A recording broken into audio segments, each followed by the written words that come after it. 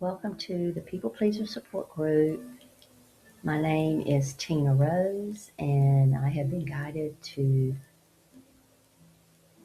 come on every day. And again, it's at the end of the day.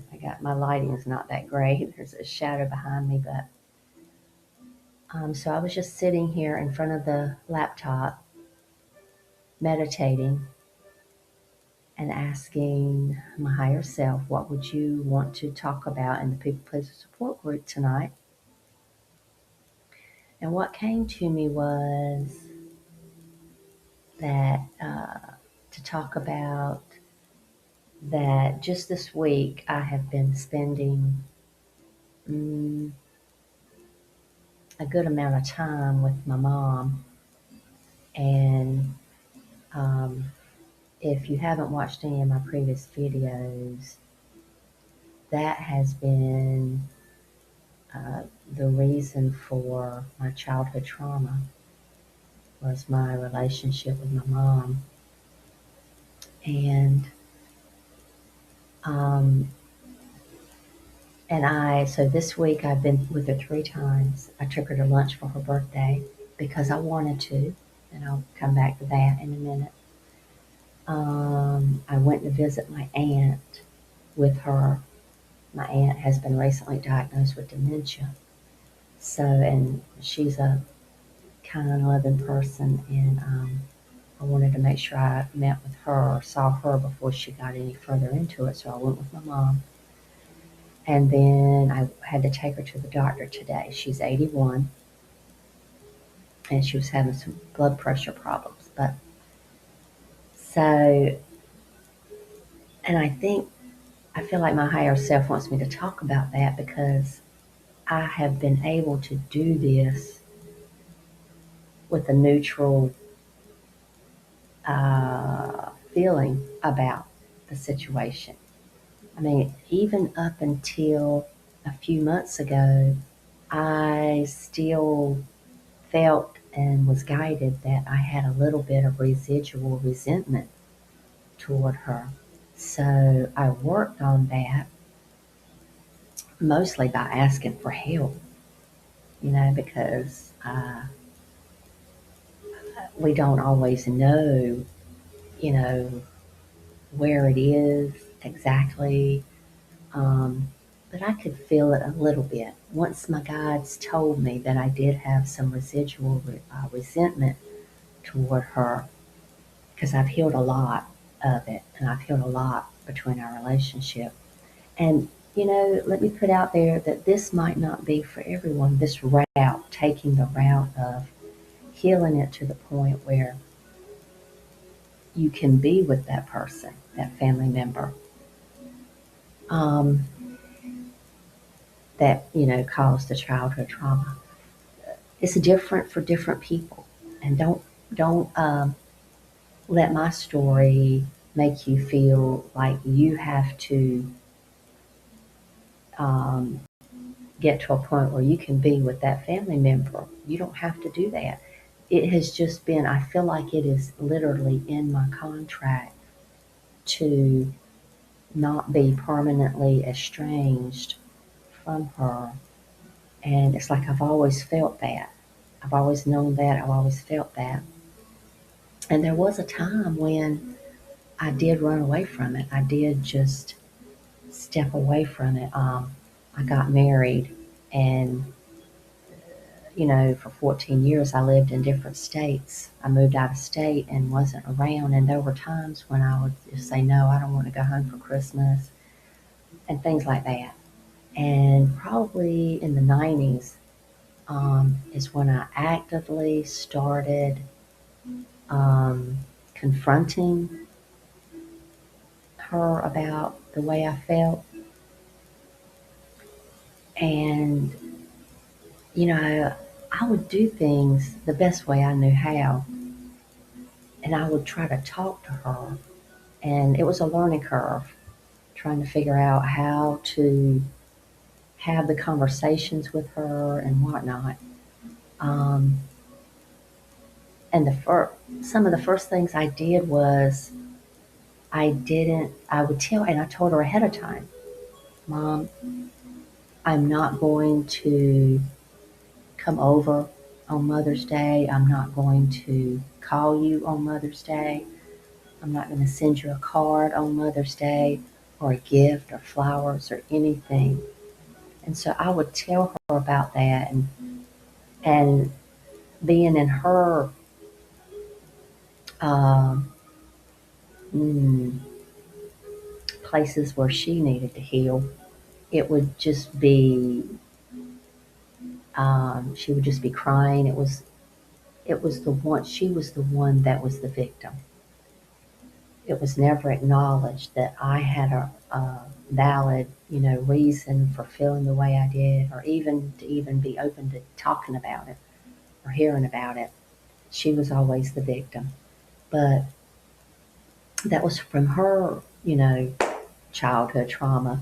Um, but so I mean, it started that was back in the late '90s, and so I kind of started talking to her about it. And what's coming to my mind now was something that was very interesting.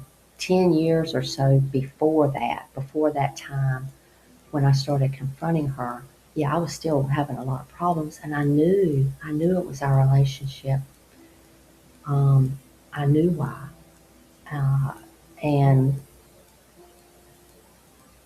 but I for a long time felt like I just had to keep going, and I would tell myself I want to heal it. I don't want to run away from it. I don't want to never be around her and things like that. But there was a time period where I just stepped away, and I had to, and I'm glad I did. Moving away out of state and living 14 years away from that really helped me see a lot of things about myself and what was going on internally. The first steps of it.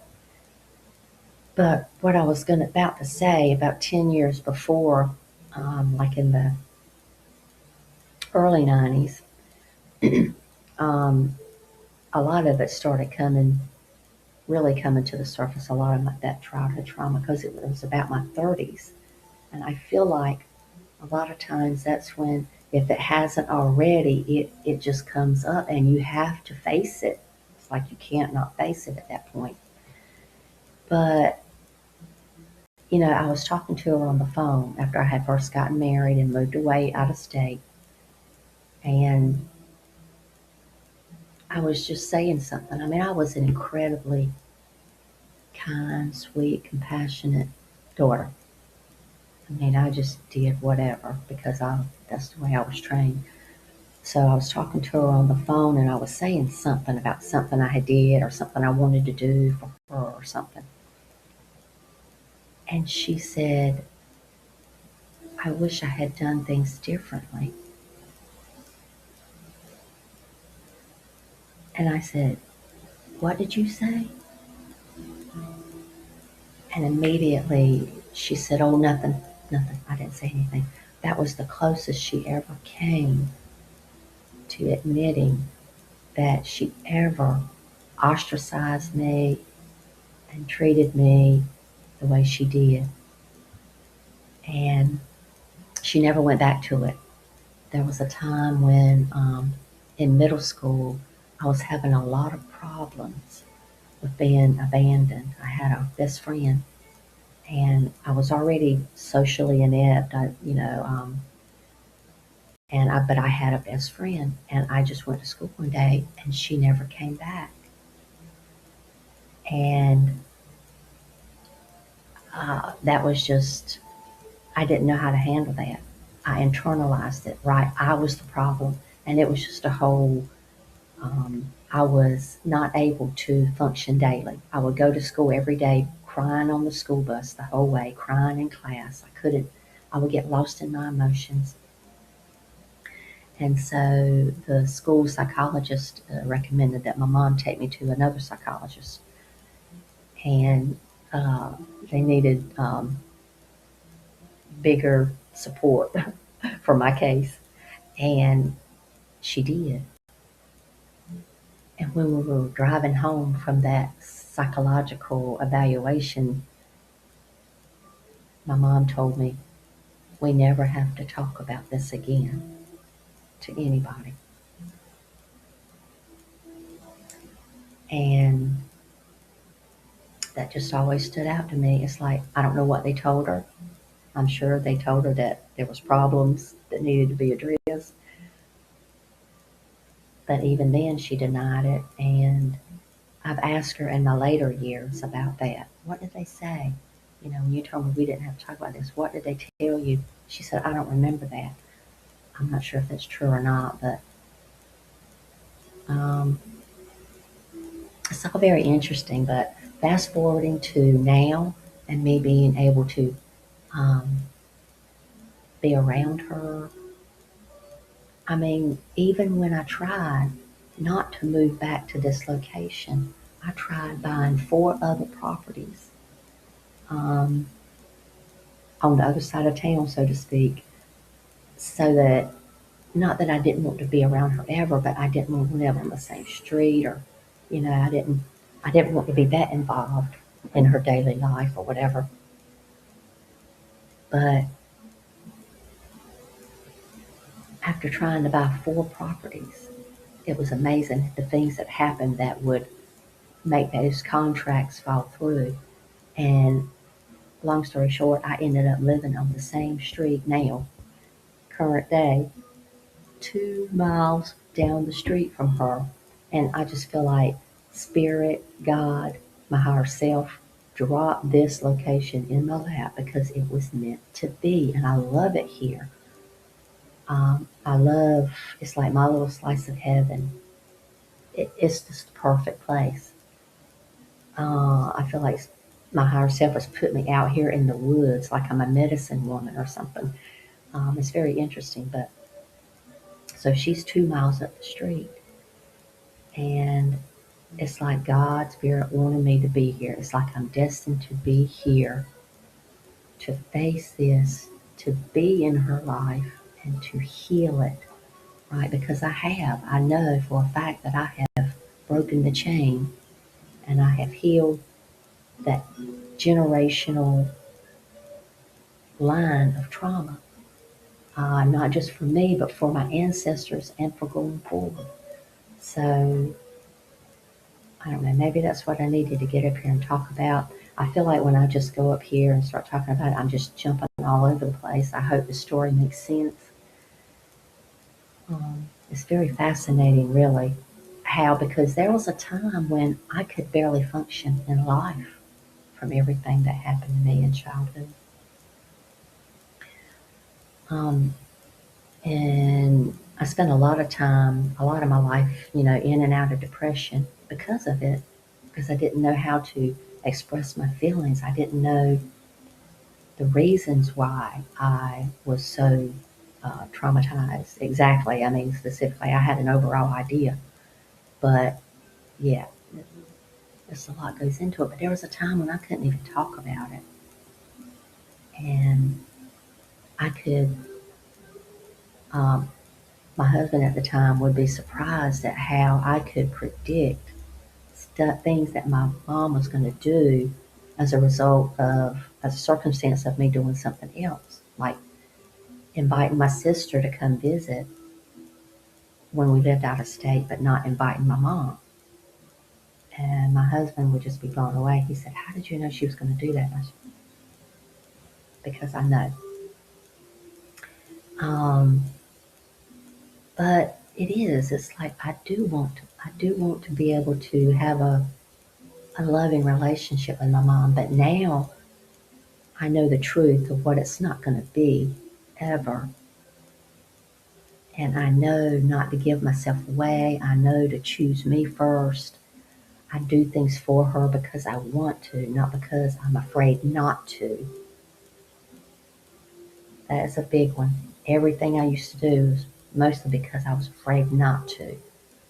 I had to do things, go out of my way, and ignore my own feelings so that she would act like she loved me, or so that I could feel like she did. But I don't know. I'm not feeling like a energy healing tonight. I hope you may have gotten something out of this, and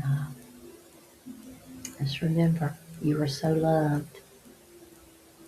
Thank you for being here. Blessed be.